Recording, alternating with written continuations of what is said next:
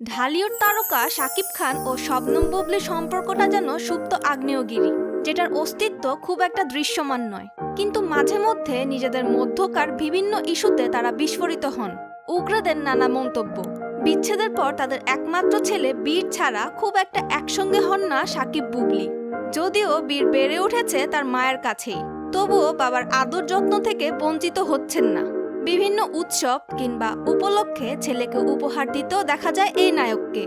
এবারের ঈদ উপলক্ষে বাবার কাছ থেকে কী উপহার পেল বীর ও বুবলি, সেটাই জানতে চাওয়া হয়েছিল এক ভিডিও সাক্ষাৎকারে। এই নায়িকা জানান, নির্দিষ্ট কোনো উপহার নয়, বরাবরের মতো বাবার কাছ থেকে উপহার, সালামি এসব পেয়েছে ছেলে বীর।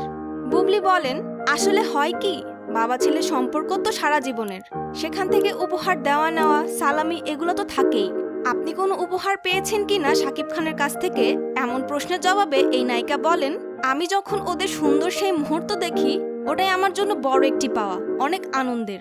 এর মধ্যে হাজার উপহারও আমার কাছে কোনো বিষয় নয়, যখন ওই মুহূর্তটা খুব সুন্দর হয়ে যায়।